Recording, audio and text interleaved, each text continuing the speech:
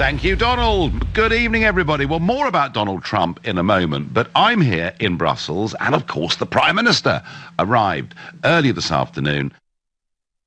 At dinner, they're talking about Russia, and she's hoping for European solidarity behind the stance that she's taken. And tomorrow morning, from breakfast on, it will be Brexit. But I think we kind of know the terms, really, of what the transition deal is going to be. Certainly our fishermen know what the terms of a transition deal is going to be. Well, joining me here in Brussels for this really billed as very big summit in terms of the road to Brexit is LBC's political editor Theo Usherwood. Theo, tell me, how is Mrs May's day going? Badly. She wanted, at the end of today, a communique from the European Council, in effect, laying the blame for what happened at Salisbury and the poisoning of Sergei and Yulia Skripal to be put at the Kremlin's door. And that simply isn't going to happen. Downing Street privately conceding that. And so therefore, Europe is looking divided. Mrs May doesn't have what she wants, which is the united position from the 27 other member states.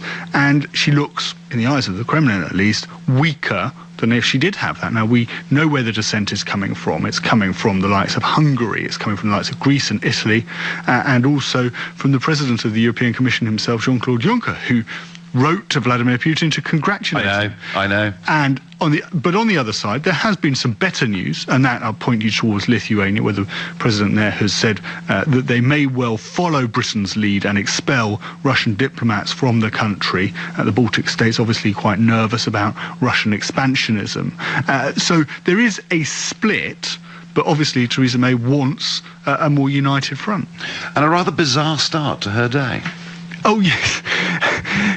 Theresa May arrives, she gives a statement, and you know the scenario, that £300 million space egg building for a much more grander setting for the short interviews that leaders give. She walks down, she starts speaking, and who should interrupt her but Jean-Claude Juncker, nudging her on the shoulder as she's giving a television interview to say hi. And of course, Theresa May doesn't like doing broadcast interviews. It's not her forte. And then to have the President of the European Commission pushing her off her stride only makes it more difficult. I will have a bet that Juncker had arrived straight from lunch. That's the only comment I could make on that. And what about, so there'll be a statement at some point late tonight, but as you say, she's not going to get what she wants. And actually, it seems to me, having spent the day here in the European Parliament, that there are quite a few characters around the European Union kind of saying what Corbyn was saying. Yeah. Give us some real evidence. Let's wait and see what the international inspectors bring back, from Porton down. Yes, absolutely. And this is something that Downing Street would point to, is that when you look at the relationships within Europe, we have different levels of trust. Our UK intelligence services have different levels of trust with different countries, and therefore the amount of intelligence we're prepared to share, it varies from country to country. But there is a flip side to that, and the call is, we've heard it from Jeremy Corbyn, is, well, the evidence needs to be produced. You can't just simply say Russia is guilty as charged, and we say that Russia did it, without actually producing the evidence. And that's the difficulty for Theresa May, because obviously we're dealing with an incredibly sensitive situation.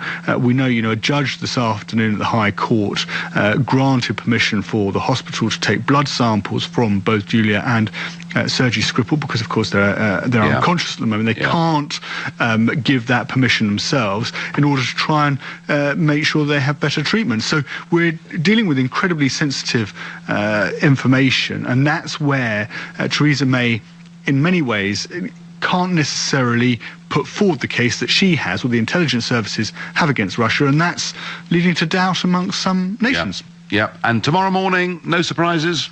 No, we're not expecting any surprises. The big announcement came on Monday with Michel Barnier and David Davis announcing the transition deal. The the line, the border when it comes to Northern Ireland, down the Irish Sea, in effect annexing Northern Ireland.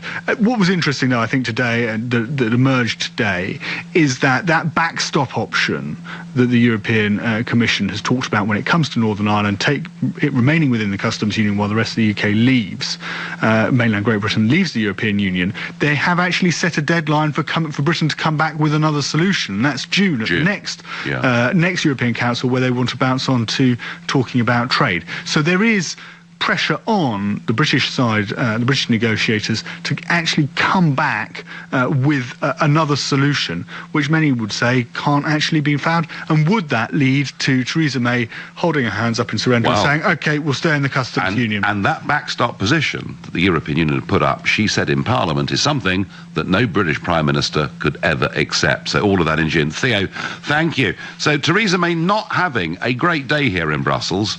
I'm asking you, is she facing a disunited Europe? Is the European Union now actually so split on Russia, so split on immigration coming in across the Mediterranean, so split on the euro in terms of the attitude towards it in Germany and in Greece? Is this now a very disunited Europe, and could that be actually a very good reason for us saying, do you know what? On the 29th of March next year, we are going to leave.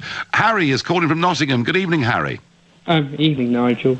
I think we are facing a disunited Europe, and I think it's been a disunited Europe for the past 20 years because the attitudes in Europe towards these issues are very different. So you have Central Europe with France, Germany, Spain, Netherlands, and then you have the Eastern Europe of Hungary, Poland, and then you have the border countries with Russia, such as Ukraine, Moldova, and Georgia, planning to join the European Union. And I just think that it was partly why the European Union was never going to work, because how can you unite 28 countries on one single issue? There's different types of people. It was never going to work. Well, I've always thought that, Harry, but Mr. Juncker has a solution to that. Because today is a classic European Union foreign policy dilemma, whereas you quite rightly say different countries, different histories, different connections cannot agree around Mrs. May's Russia position. So what Juncker wants to do is he wants to make sure that foreign policy in future cannot be vetoed by any individual member. So their solution, Harry, to not being able to agree is to make it difficult for countries to stop policy. Yes, and I think that's partly why I think why we've left the European Union, because of its undemocratic position. If it was a democratic union, as it said, then surely it would allow people to veto it. But obviously there's countries in the European Union such as Finland, Sweden, Estonia, Latvia, who border Russia, and if they take quite a hardline stance on Russia, they're going to be slightly worried that Putin might do a repeat action of Ukraine. So obviously they're going to be a bit more cautious because that's their next door neighbour. It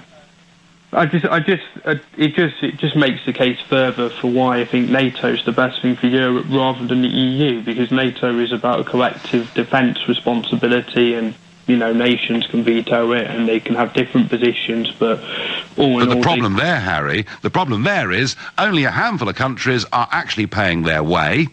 And Mr. Juncker wants a European army completed by 2025, and he's saying to be in the European army, you only need to pay 1% of your annual GDP, as opposed to the 2% that NATO asks for.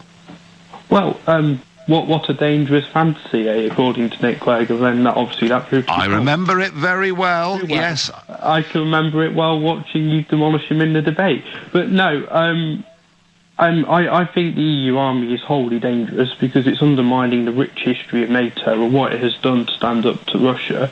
And I think Jean-Claude Juncker, with his European expansionist towards EU army and euro, is only undermining peace in Europe, is only going to cause tension in Europe, and it's only going to go one way. And I just think the European Union will probably crumble in 30 years because all the countries are in disagreement about the refugee crisis, the euro, and I think Brexit... Well, Harry, I think you summed it up beautifully, but I tell you what, it won't last 30 years, in my opinion. Thank you. Moving on to Chris in Guildford, a new caller to this show. Good evening, Chris. Hello to you, Nigel. Yes, I'm really echoing to some extent the points that the last caller made. The EU was unable to come to any conclusion collectively about the Serbia-Kosovo-Bosnia situation, and it was left to NATO to go and sort that out. So how anyone expects them to come to a joint view on Russia, which is a great big bear compared with a little mouse, I have no idea. Well, you could argue, Chris, some would argue that the German recognition of Croatia, and once Germany had done it, the rest of the EU sort of fell into line. You could argue that, in fact, in many ways, they began that conflict. Well, you could indeed. You could indeed. And, of course, that was not to Serbia's liking. So, you know, how the situation with Russia would be resolved, one hesitates to even begin to wonder, because, of course, many of the Eastern European states feel very much closer to Russia than to the Western European states, including Serbia, for example. So, is this disunity, Chris, this disunity that Mrs. May is facing today, and I would imagine with a great degree of disappointment, is this disunity a short-term temporary problem, or in fact, is it the very thing that's going to lead to a further unravelling? I suspect it'll lead to a further unravelling. In a sense, it's the kind of acid test of the whole situation, because here the EU is being asked to come to a joint view. And so far, even countries like Greece are finding it very, very difficult to... well, I know. And the Greek Prime Minister has been talking on the phone to Vladimir Putin today from inside the very building where Mrs. May is looking for all this unity. Chris, thank you for your call. She's walking on dodgy ground. On the one hand, she wants a deal in the UK's favour with the EU and wants to look strong against Putin. She's having a very, very tough day. But please tell me I'm wrong. Tell me actually the EU is very united and this is just a little local difficulty. You can do that by calling 0345 60 60 973. You're listening to the Nigel Farage Show, exclusive in LBC, live from the European Parliament in Brussels, and it's now 7:15. Nick Ferrari at breakfast. Leader of Westminster City Council, Councillor Nikki Aiken. I can call you the leader of Westminster City Council now. Will I still be able to call you that at the end of May? Absolutely. No interest ever in running to be Mayor of London? London is a Labour city. Let's see what happens after 4 years, if not 8 years of Sadiq. People might change their minds. What would it mean if Jeremy Corbyn did plant the red flag over Westminster City offices? He's not going to. Nick Ferrari at breakfast. Every weekday morning from 7, only on LBC. Hurry into Homebase for 15% off all indoor and outdoor plants. Offer ends Monday. Don't miss out. Homebase, always your home, always low prices. In-store only, excludes clearance outlets. When I was a kid here in Iceland, we were always playing football and we had big dreams. Iceland, go to the Euros, go to the World Cup, what a dream. But we never thought we could actually go there. The atmosphere at the games was non-existent. So we got together, we started to create this big support crew, which was called Tolvan, or the 12 men. We got the drums and created some chants, and the results started growing. At the Euros, something amazing happened. The Vikings came to Europe. We unleashed on them the famous Viking chant. It was a beautiful tournament. Just got great results, and everybody was rooting for Iceland. I'm really honored to be a part of Tolvan. I think we're doing a great job, and I think Iceland and the people are proud of us as well. Yahoo Sport. Fan-fueled stories that matter. Do you own fine wines? Then have your collection valued by the experts at the London Wine Cellar. Whether you're looking to sell that special bottle that's been tucked away, a large investment portfolio, or to restructure your cellar, we're here to help. We'll buy your wines hassle-free with a nationwide collection service and immediate payment terms. So whether you're looking to sell your collection or just find out what it might be worth, talk to the specialists at thelondonwinecellar.com. Energy bills weighing you down? Make light work of yours with Project Solar UK, a rich, trusted trader installing solar panels that could save you hundreds on your energy bills and pay you back on energy you don't choose. So for a greener wallet, text solar to 66777 and claim your government entitlement before it runs out. That's solar to 66777. Sunshine every day. Project Solar UK. He's on the home stretch.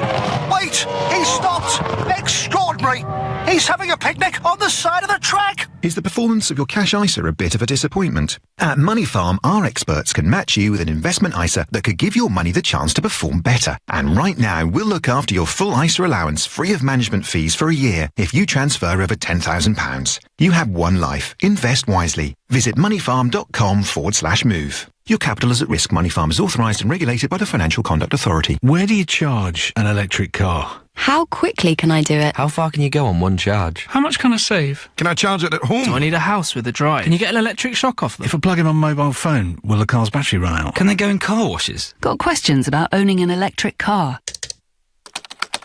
Get the answers at goultralow.com. This is LBC, live from Brussels, the Nigel Farage Show. Call 0345 6060 973. Text 84850. Tweet at LBC using the hashtag Farage on LBC.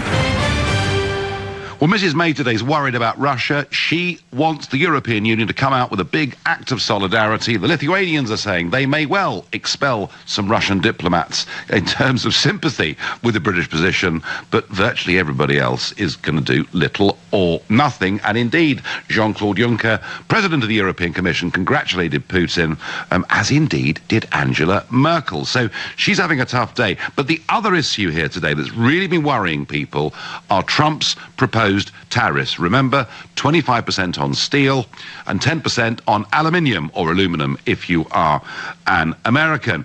And the deadline for this was midnight tonight. And of course, Donald Trump, as ever, playing the game and leaving it to the last minute. Here was Donald Trump a couple of hours ago. I've been speaking with the highest Chinese representatives, including the president, and I've asked them to reduce the trade deficit immediately by $100 billion. It's a lot. So that would be anywhere from 25%, depending on the way you figure, to maybe something even more than that. But we have to do that. The word that I want to use is reciprocal.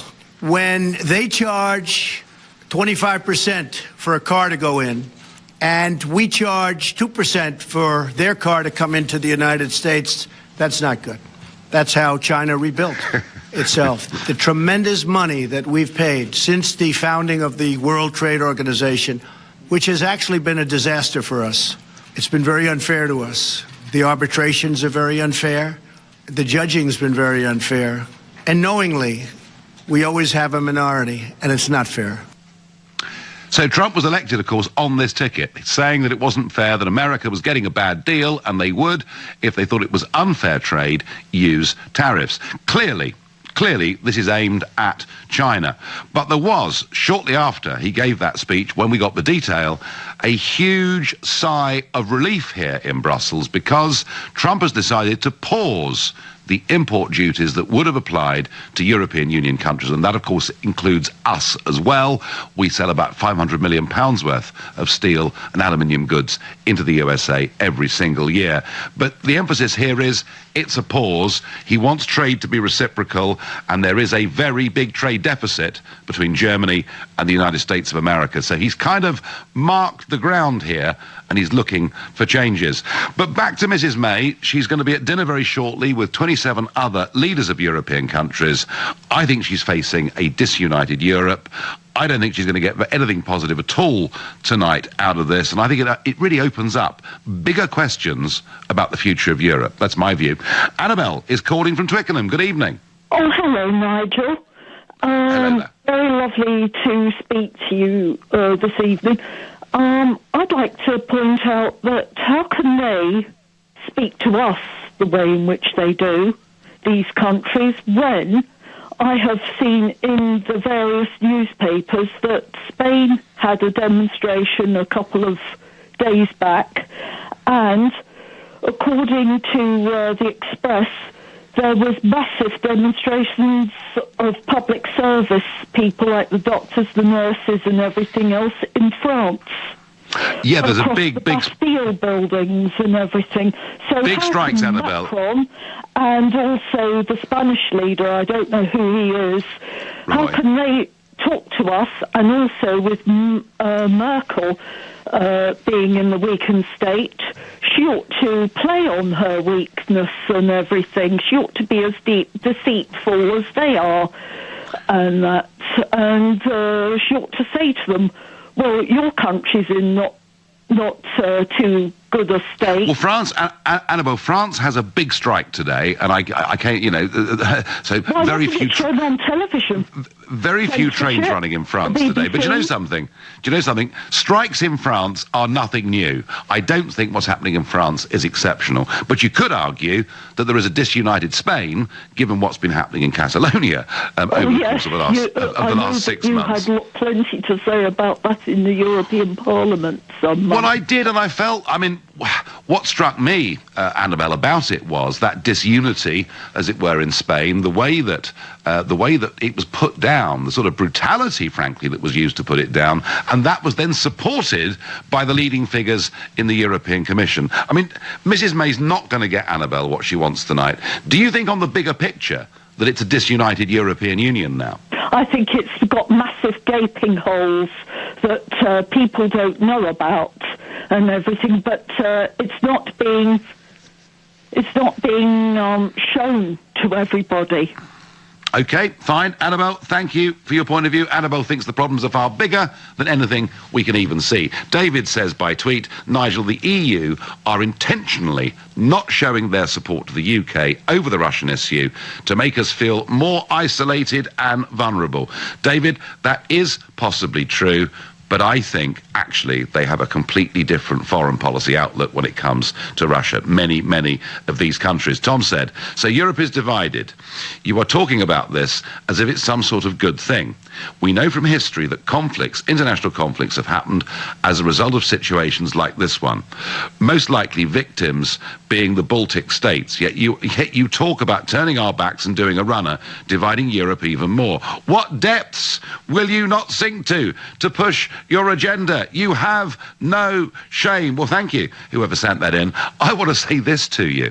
I do not believe in a European army. I certainly don't believe the way to deal with a situation like today where different countries have different views is the Juncker solution to take away nation states' vetoes and to push it onto qualified majority voting.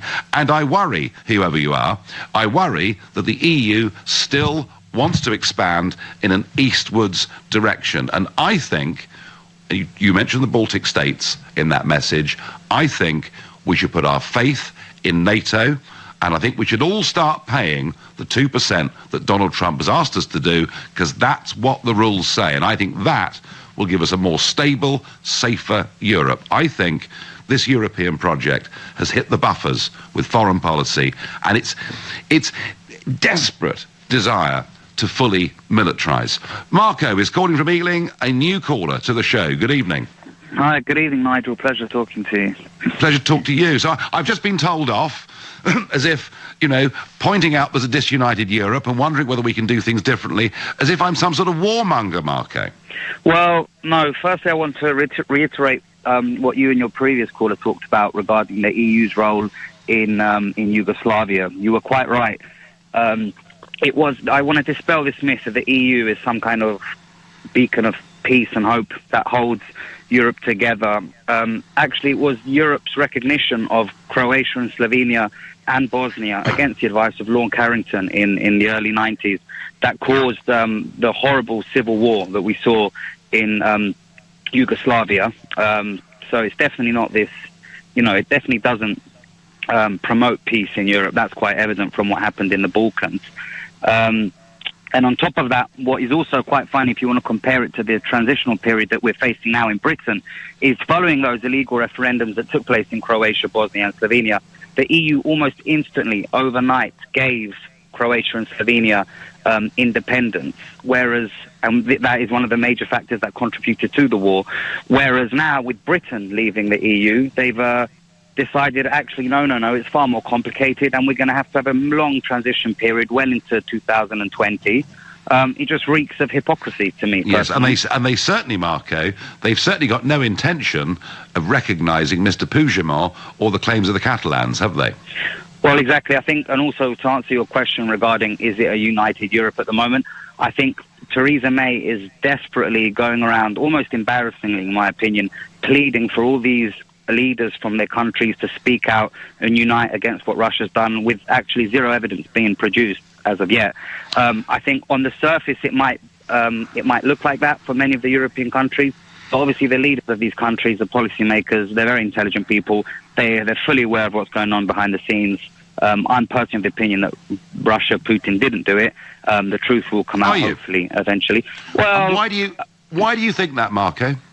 Without speculation, I'm not a scientist, Nigel. I can't talk to you about the chemical structure of Novichoks and stuff. But going on the facts that we have, the three main things that would point towards Russia not doing it. Firstly, is if you get the opportunity, you could actually ask Theresa May what she actually means by a type of produced by Russia. That's very different to saying it's produced in Russia. She's been very ambiguous with her terminology there. Last week in the House of Commons, she had the chance to clarify what exactly was found, and she deliberately chose to ambiguously say a type of. That's my first point.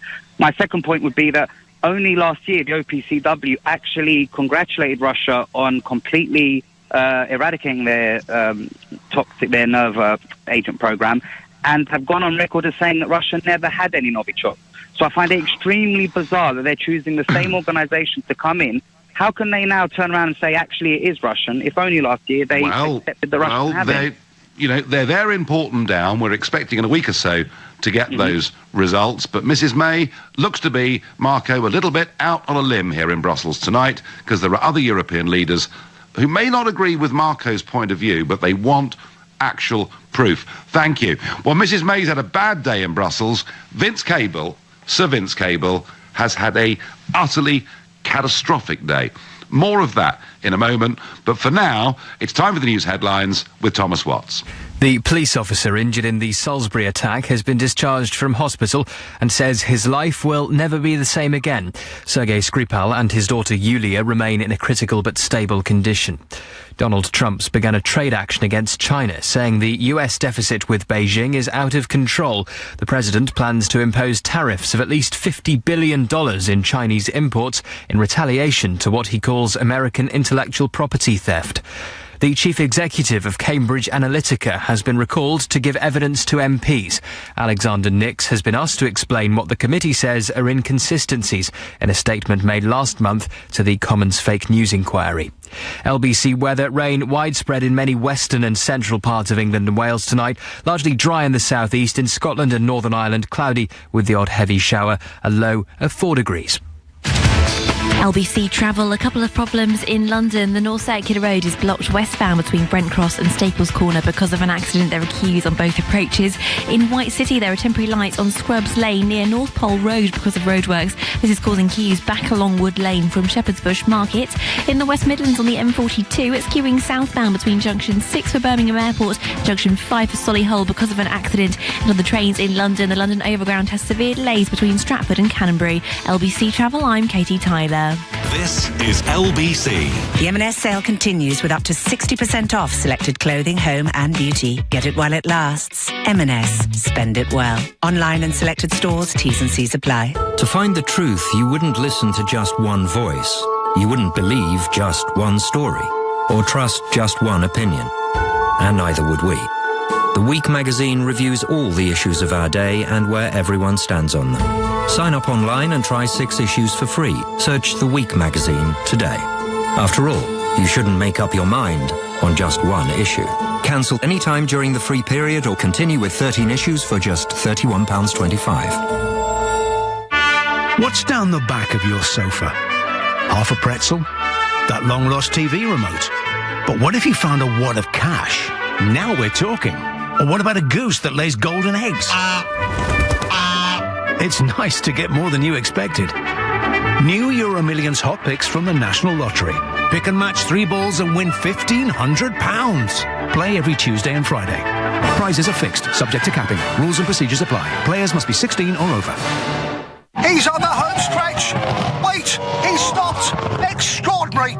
He's having a picnic on the side of the track. Is the performance of your cash ISA a bit of a disappointment? At Money Farm, our experts can match you with an investment ISA that could give your money the chance to perform better. And right now, we'll look after your full ISA allowance free of management fees for a year if you transfer over £10,000. You have one life. Invest wisely. Visit moneyfarm.com/move. Your capital is at risk. Money Farm is authorised and regulated by the Financial Conduct Authority. When a stroke strikes, the damage spreads like a fire in the brain.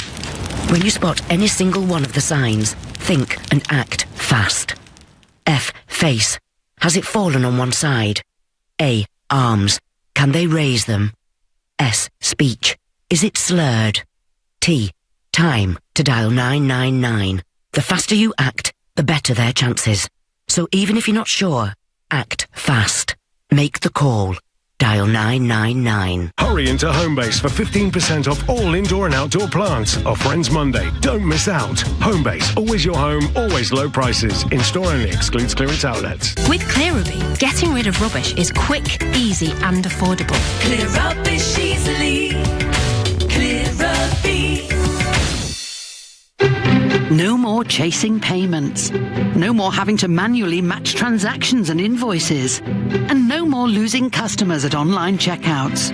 In-store, on the move, online and over the phone. Sage takes the pain out of payments. Accounting, payroll and payments. Sage Business Cloud takes care of it all.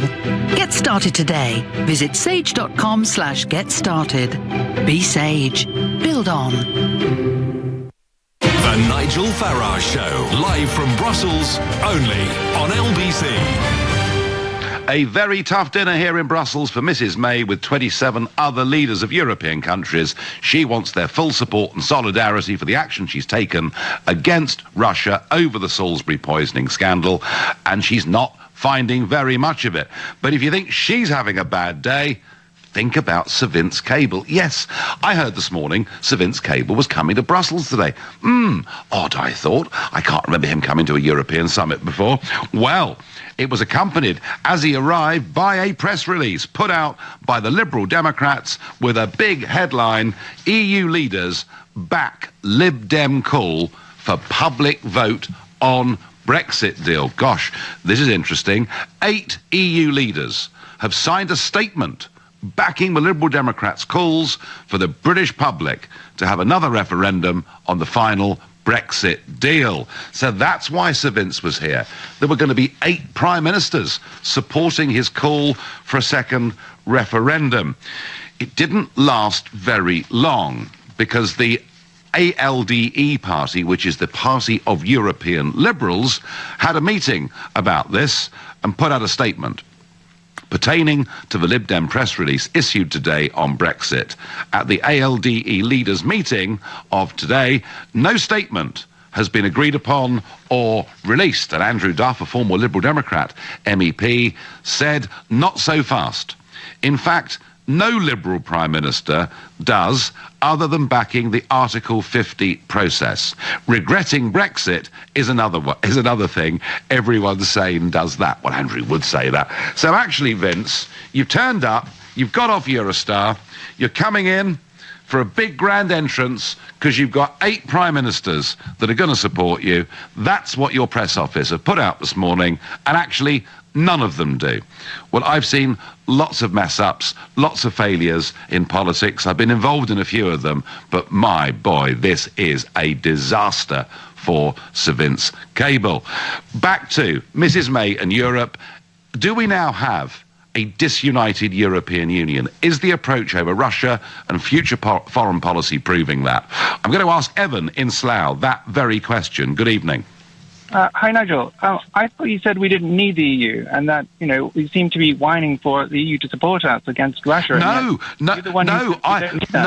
Frankly, I think it's actually rather humiliating that a British Prime Minister comes here begging for support. I mean, it's as if she's the one calling for a united EU foreign policy. You're the one saying, they're disunited in an attempt to whine and say, well, they're disunited, so therefore they're not supporting us. They don't support us, they're disunited. Okay, what I'm saying, Evan, is they cannot agree. Sounds like whining to me. No, not a bit. I think I'm asking Evan people to think a bit more deeply about this. Are you saying that NATO is the fact? Is that what you're saying? I am saying that actually the whole move towards a European foreign policy, and goodness knows why our Prime Minister is pushing for it today, but the whole move towards a European foreign policy that Juncker wants, where nation states don't have vetoes and where there's a fully militarised wing of the European Union, I actually think if they're disunited on this and they decide on a different forward approach, that would be a good thing for all of us. So are you asking Europe to support us? No. No, I'm not. I'm not asking You're you not. to support Okay, so us. what, you want I'm NATO? not- You think it's NATO then that will do it? Well, I think if we're going to look at our future security and how we should operate, think... So just clarify to the people out there, NATO is military and Europe would be financial, so we could potentially do... You're suggesting No, Evan, Russia, is that what you're suggesting?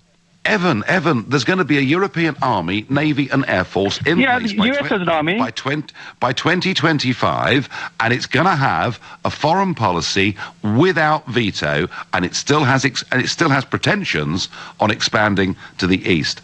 I don't think this is a very healthy state of affairs. Do you? Can I ask you about Trump? I mean, Trump is he supporting you? Is he supporting? You're criticizing the EU, but we're out of the EU now. I mean, according to you, we're Brexit, and therefore. But what about the US? I mean, they're your big buddy. What are they doing? Are you not criticizing them? Are they disunited then because they're not supporting us? Hang on a second. If you're talking about America and NATO, America, of course, are there, and they are the most important country in NATO. About 75% of military spending in the whole of NATO is America. And what Trump is saying is we will go on supporting Europe, but you all need to pay your way. And I think what Mrs. May has exposed by accident today here is the fact that we do have a disunited Europe, and it's time to rethink the future of Europe in terms of military and foreign policy. You're criticizing Europe and saying they're not supporting us. Is the US supporting us? I'm not criticizing Europe. Trump has said... It sounds like it. You said they're disunited. No, so is the US yes, disunited? I think it's a good thing they're disunited. I think it gives us a chance to have the a US bigger is disunited. debate. On the contrary, President Trump has as you well know, supported Trump will Mrs. not. May.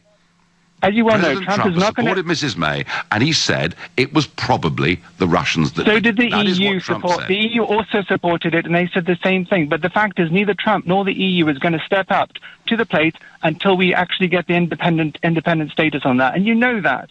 And not only do you know that, that Trump has just raised a trade war against potentially China, and that's a far worse situation.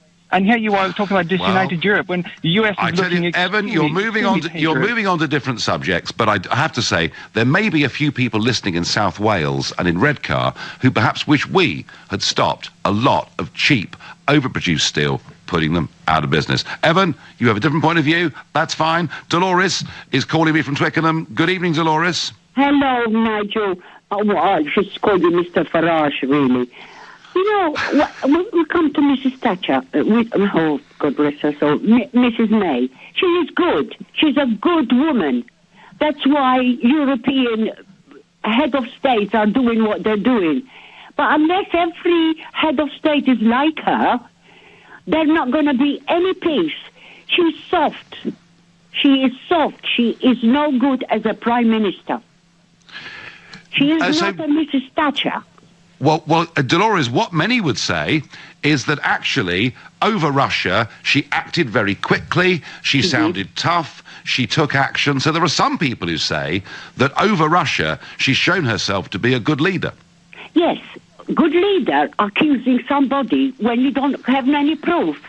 Well, how can I accuse you of doing something when you say to me, no, I didn't do it?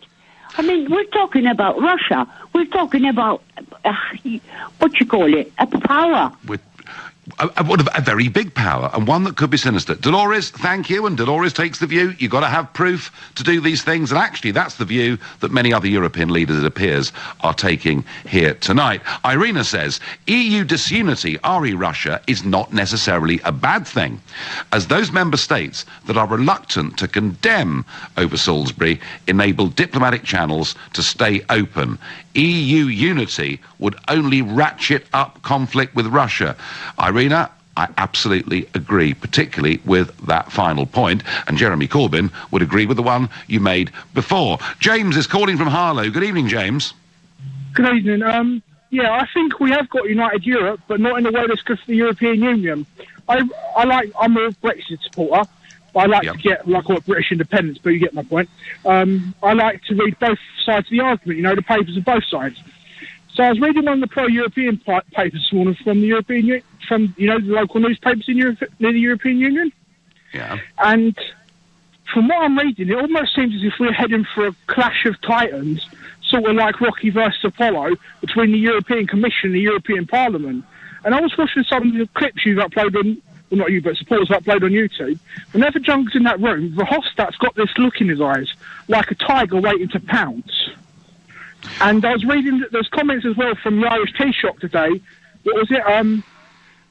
If Britain gets a special trade deal and considers Ireland's interest, will be the test of if Europe's worth staying in.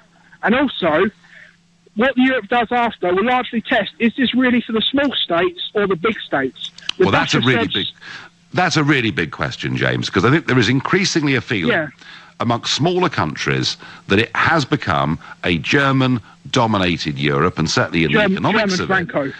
it. You know, what it was has really interesting... Sorry, go on. A German, what do you say? Basically German-France Empire. Back to them. Well, I mean, like, you know, on top.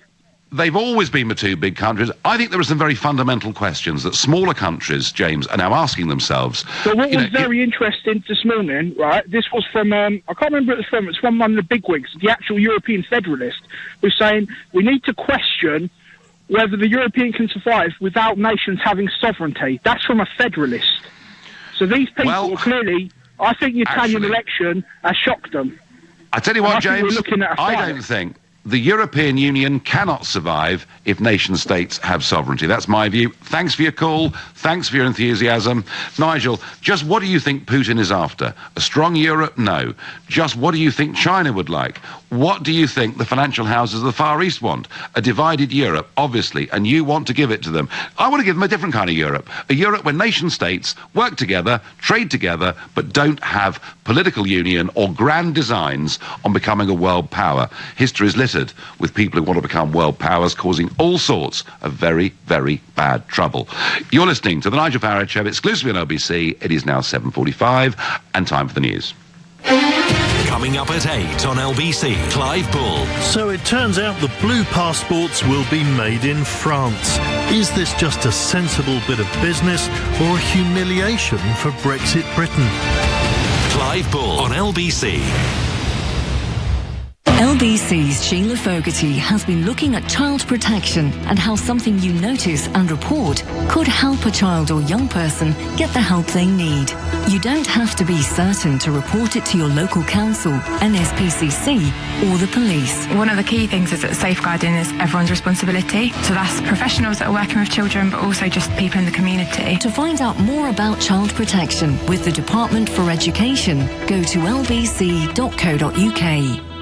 Days and weeks can fly by, but if you're worried it's cancer, time can slow down and almost stop.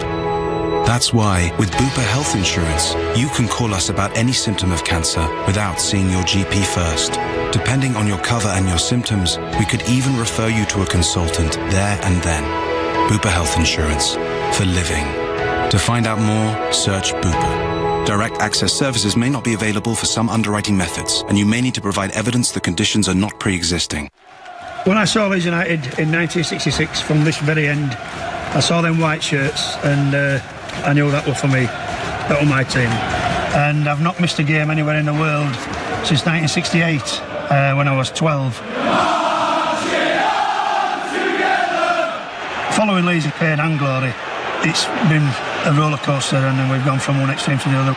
We were playing Valencia in a semi-final in the European Cup, and just a matter of years later we were playing Yeovil in the league, in League One, and that brings you down. Leeds United fans are, for me, are second to none. They've had so much thrown at them over the years, never gained any recognition.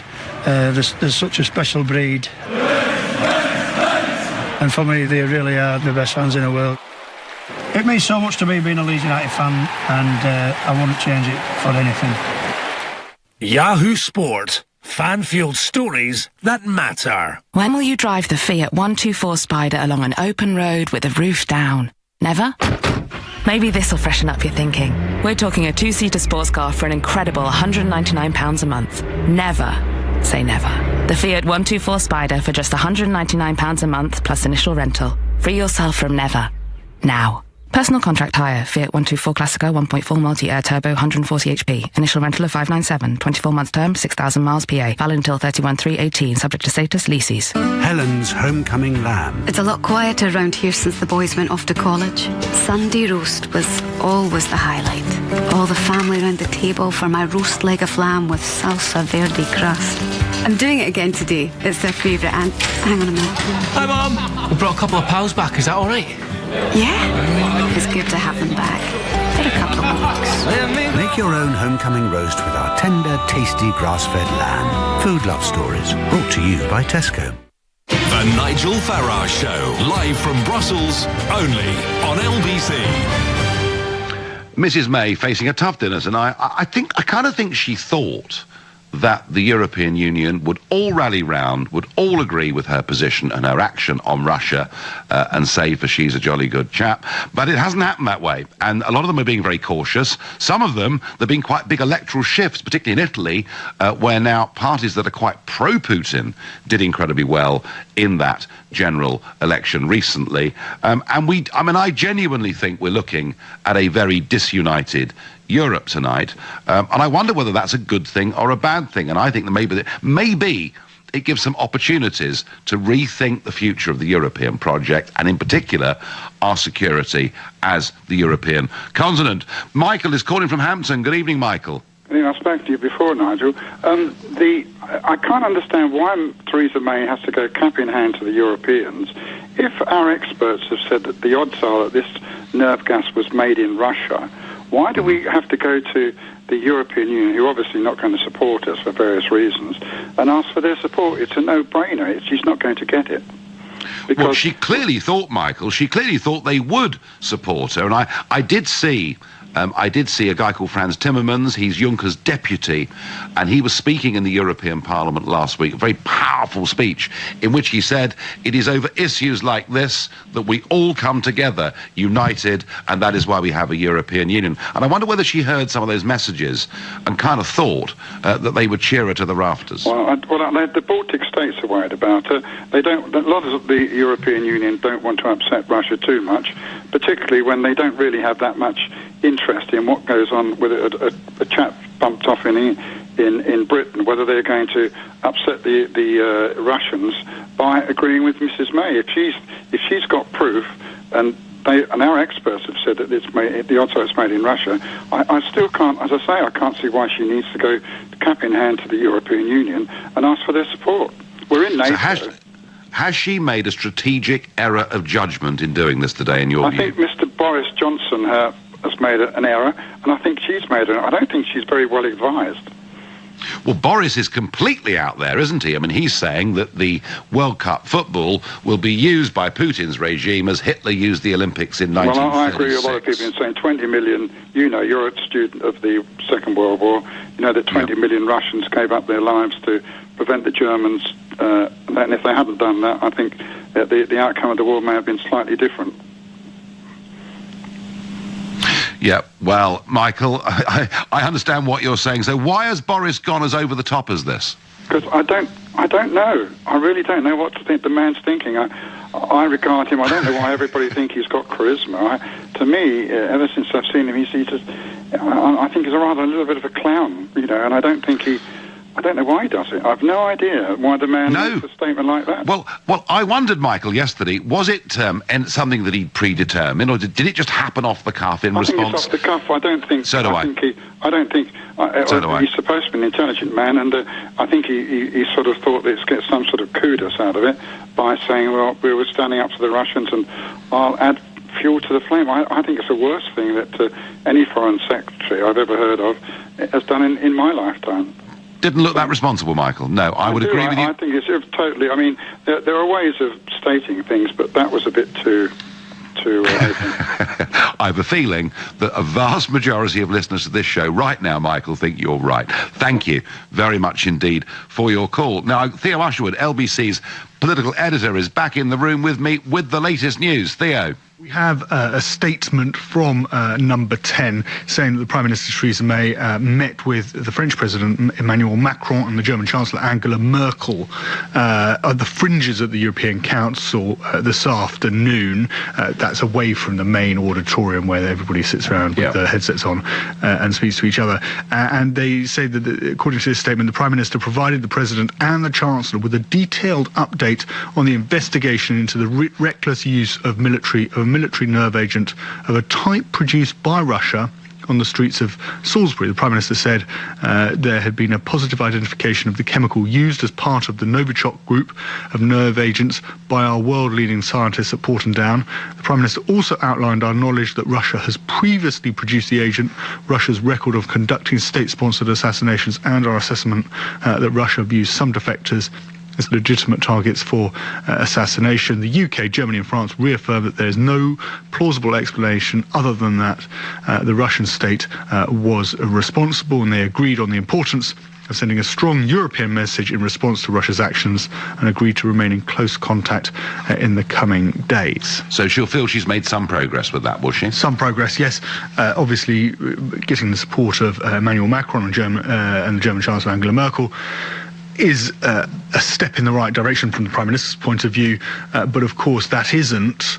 They're the two leading members of the EU Council, but that's not the entirety of the European Council by any stretch. Because we've got Greece, and we've got Italy, and we've got Hungary, and there's very unlikely, I would have thought tonight, to be any concerted action that comes as a result of this. No, the big prize, Nigel, was a communique linking Russia directly from the European Council to what happened in Salisbury, and that isn't going to happen, and Theresa May is going to miss out on that. And then, of course, that creates the narrative, doesn't it, that Europe is divided when it comes to Russia and Theresa May. And any thoughts on Sir Vince Cable's day over here? It didn't go very well, did it? The problem the Liberal Democrats have at the moment is that they had some really talented press officers in their headquarters, and of course what's happened is that lost so many MPs over the last couple of years, since the 2015 election. Those young staffers, well, actually some of them aren't so young, have gone on to other things, many of them in the private sector, and they haven't replaced them. This was just a really standard error, schoolboy, schoolgirl error that shouldn't have been made. You sign it off. You make sure that you sign off that you're not. But it looked like Vince Cable was coming to meet 8 prime ministers who supported a second referendum. Yeah, but if it's not true, then it's not much good. It's not good, is it? No, I agree. Theo, thank you very much indeed. Dave says by text, Juncker congratulated Putin. That says it all. Trump did as well, mind you. Gary is my next caller from Dollis Hill. Gary, good evening. Good evening to you, Nigel.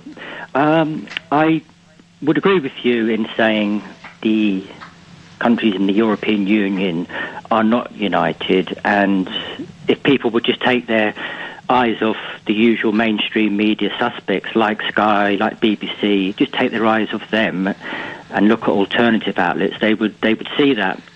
But Nigel, it pains me to say, but our country is far from united. An engineer friend of mine, I was speaking to him just after Christmas. He was working on the 5,000 kilometre long Druzhba oil pipeline in Russia, and Russians look at us, and they look at us as weak now, Nigel. So if they look at us as weak, Putin looks at us as weak. But Gary, Mrs. May, whether you agree with the stance she's taken or not, for the first time in her premiership, Mrs. May has actually looked strong over this, hasn't she? No, I feel a hologram over there would be better than her. But I mean, the thing I want to ring, Nigel, was about our country. It's got an enemy within, which is going to get worse, and we should be looking at that. That's what I thought we should. What's the enemy within, Gary? Well, the last year and a half, 2 years, we've had these terrible incidents in London, up in Manchester. They're going to get worse as these people get more radicalised, and we're still letting more in. And Russia can see that. Putin can see that. And that's our problem. Let's hope you're wrong, Gary, but I tell you what, whatever we think of Putin, even if we hate him, on that battle against radical Islamic terrorism, we do actually find ourselves on the same side. Thank you. I get a tweet that says, in terms of Russia, I would love to stand behind Theresa May 100%. However, her recent lies she's made about Brexit, I just cannot find myself being able to believe her 100%. Okay, well, Mrs. May, in for a tough evening. It is a disunited Europe. It's going to find it very difficult ever to agree substantially on foreign policy unless Mr. Juncker gets his way and is able to take away vetoes of nation states and do it all by qualified majority voting. The European Union could only be united on issues like this if it takes away the ability of nation states to function democratically. That's my view. I'm back tomorrow night at 7 o'clock. Coming up tonight at 10, it's Ian Collins, but up next, it's Clive Bull. Nigel, thank you very much. Coming up at 9, the Property Hour, and with me this week, property expert Ed Mead.